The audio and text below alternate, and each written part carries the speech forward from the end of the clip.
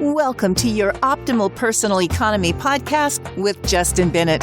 Your personal economy is your ability to create, protect, preserve, and utilize your wealth, your financial world. Justin will share strategies and stories to help you optimize your personal economy. Now, on to the show with Justin Bennett and co-host Matt Halloran. Hello and welcome to episode number 13 with Justin Bennett. Today we're going to talk about unconventional coordination. We wrapped up the last podcast with that, and this podcast is going to dive into really what that means and why it's so important for you to have a grasp on what real coordination should be between your financial advisor and other financial professionals.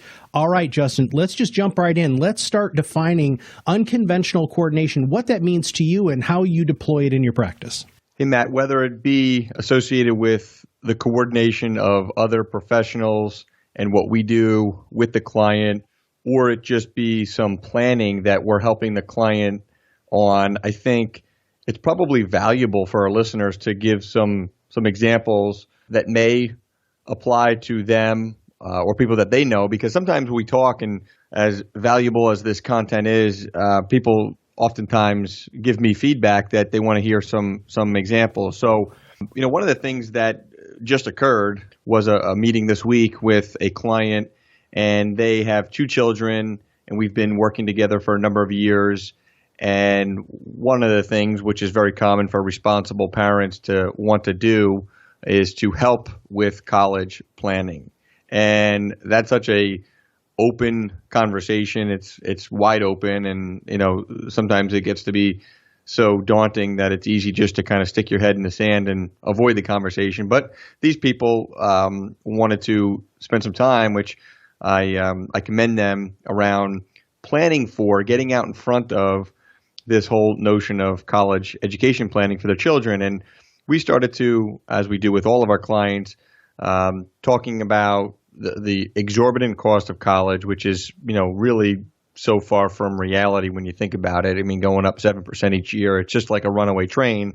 But if you have money and you're going to, as a parent, look to help a child for college, and you have the money, let's use some real, number. Let's say colleges, or the college that someone's looking at is $50,000, $50,000 times 4 years, that's $200,000. And let's just say somebody, was very disciplined and responsible and ultimately accumulated $200,000 to be able to turn around and pay for college XYZ at $50,000 a year. And, ultimately they're proud parents and the child is happy and everybody is good. And I'm happy with that situation. What I need to do, though, is I need to talk through what we call an unintended consequence, because as a result of shifting $200,000 from somebody's balance sheet, it becomes the lost interest on that money from the date of graduation to the point at which they go to retire. And so that could be a lot of wealth. And so the $200,000 could have potentially grown to be $600,000, $700,000, $800,000, which could have been then used for retirement. Mm-hmm. So although they satisfy college, it becomes an unintended consequence, because it's not just the 200, but it's all the lost interest from the date of graduation to the point that they go to retire. And so what we say to our clients and what we said to these clients is we reminded them that when we first started talking and working on their planning years ago, we had this discussion, and we often remind clients of past discussions and the why behind the planning. And what we outlined, just as a reminder, is that we have strategies that are in place that will allow the client to use the interest on assets to pay for college as opposed to the asset itself. And now how that's different, unconventional, untraditional, and more of a coordinated approach is because you have the ability to maybe give up the interest that the $200,000 would be earning for the 4 years that student may be in college, and maybe even a few years after they graduate. But the reality is the underlying $200,000 will not shift off of the balance sheet and go to the endowment of that college, but rather the client, the parents, mom and dad will retain controls, keep their fingers on that money they'll give up some interest for the years that the children are going to college, but ultimately that $200,000 that may have taken them 15, 16, 18 years, which, is kind of a compounding effect, is money that could then be, used ultimately for retirement, which even if it earned no interest, on top of the 200, that's $200,000 that they could use in retirement that they would not have been able to use had the 200 itself been used for college. Well, that sounds like a whole heck of a lot of coordination there and a lot of different sorts of moving parts. Now, when you're talking to a client like this, do you ever have to coordinate these sorts of ideas with their CPA or with... Do you understand what I'm saying? I'm wondering if we can take it to like maybe a next level coordination. And then I'd like you to give another example of some sort of coordination like what we're talking about today. But do you get any resistance, or when you do talk to a CPA about something like this, like the 529 saving for college, how do you deal with that? And what is your technique? Well, we are open to conversation with all professionals. And I think it's important that professionals and clients know that, because we want to take an all-inclusive approach. And as I mentioned in our previous episode, we want to make sure that approach is done so that 100% of the client, 100% of the time, the client wins out, period.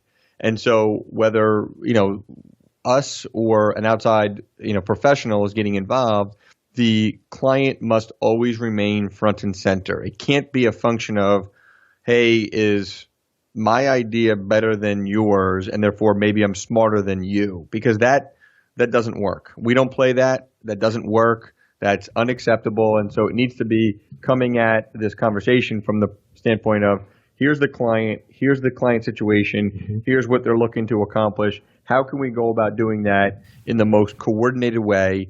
And let's just check our egos at the door, and let's forget trying to impress one another or the client, and let's just really be client centric. And then we could always recognize that by taking that approach, we're always going to win out, because the client's going to win out. When the client wins out, they then become our biggest cheerleaders, and they start to want to share everybody in their world that has money to sit down with us. So we do coordinate with other professionals, and it's important that we recognize and we remind ourselves, and we tell the clients that it's never coming at it from the standpoint of trying to be ego or bravado driven, in that we're trying to show how much more we know than the other professional. So I think that's really important. It is really important. I love that. And I wish professionally more and more people had your perspective on that, because there is a lot of bravado, right? There is a lot of technical jargon that is used in our industries, plural, that sometimes are not necessarily meant for the client's best interest. And you're talking about truly keeping.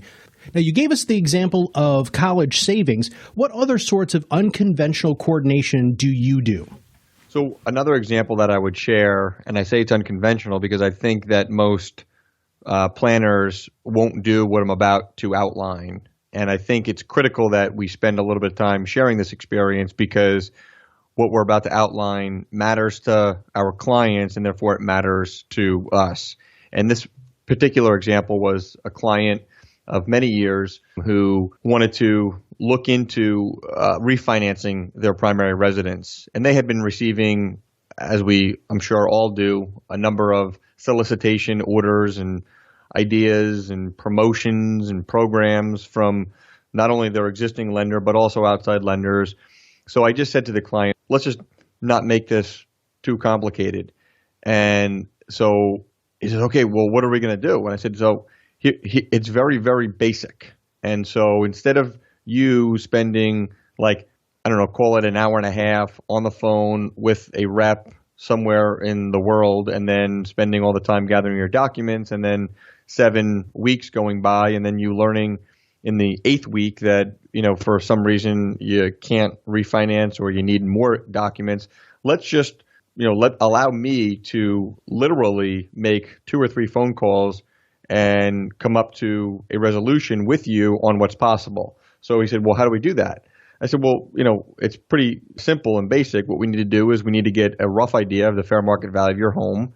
And I'm not asking you to do that because, you don't do appraisals and you're not in the real estate business. So I made 1 phone call, and from a real estate professional that I work closely with, I was able to, within moments, have a search done and get 6 and 12-month comps on that particular property. So we were able to get a rough idea on what houses were selling for in the last 6 or 12 months that are comparable to that home. And then we knew what his mortgage balance was. We knew what his payments were. We knew what other short-term payments and debts they had, and we knew what their income was. So I then just talked to my mortgage professional and I said, hey, listen, with what's called a debt-to-income ratio of X, do you think we can do a cash-out refinance on this? And if we could, what would it look like? And we ran the scenarios, and I then took that information and went back to the client and said, hey, this is kind of what we're looking at. And he says, well, that was amazing. And I said, well, that's kind of like the coordination of other professionals with our relationship with them and us being able to get to the bottom of what is important to you, which in this case, it was looking at a refinance. And what we determined was, frankly, the value of the home wasn't there. And so, because the value of the home wasn't there, the timing for him to do a refinance right now was not appropriate. And so he said, you don't understand how much time, energy, and frustration that just saved me, because I could have easily spent, like you said, the next 7 weeks doing all this work and then finding out after 7 weeks that we can't refinance. So although it wasn't necessarily the news that he wanted to hear, it was authentic and it was done efficient through the coordination of working with other professionals and making sure that we have an understanding of what needs to go into this conversation, just solely based off of our experience and our understanding of how macroeconomic planning works. What a great example. And you're right. It's unbelievable how much literature we get in the mail and bombarded, actually, even on the television about things like that, examples like that. People have the magic bullet that can solve everything. And with your professional context, since you've been doing this, how long have you been doing this again? About, I don't know, since birth. No. Nice. I don't know, 15 years, okay. Give or take. I mean, I think that what needs to be understood is that it's not necessarily years of service, right? But it's also commitment to the business. Mm-hmm. And I think that from day one, there was no way that I could have had a higher level of commitment from day one and over those past 15 years. So although mathematically it might work out to be about 15, I would say that, I would fortunately submit to you and the listeners that I've accelerated that a lot. So it's probably worth a lot more than that. But sure. What was really important to me is that I was able to, in that case of the refinance, help the client understand what's possible. Right. And then, it had nothing to do with ways in which we create revenue to our firm, mm-hmm. which would be through various investment companies and insurance companies. Mm-hmm. And so what obviously is very clear in that example is that the client was always front and center, mm-hmm. and we spend time in developing the relationship and into the long-term benefit of the client. And frankly, since that example that I've had with that client, they've made, I think, 2 introductions to people in their world that have some money. Mm-hmm. Well, please, and I understand you're being humble here, but I want the listeners to put into perspective, 15 years in, and especially you haven't just been 15 years in, but you have been 15 years aware, which I think is a big difference. Right? There's people who just kind of coast through their career, and you've done a great job of continuously learning and expanding your mind, expanding your ideas to make sure that you can do exactly what you just did there, which is another great example of unconventional coordination. All right, Justin, you got anything else for us today? I don't know, Matt. I think that might be good for our listeners today. Maybe I look forward to our next episode. Sometimes we want to just stop after giving some valuable insight. So I think that might be all for today. Fantastic. Well, it was very valuable insight, and thank you everybody for listening to episode number 13 with Justin Bennett, Unconventional Coordination. And if you have not subscribed, please make sure you click the subscribe now button below. Thank you all very much, and we'll see you for episode number 14 very soon.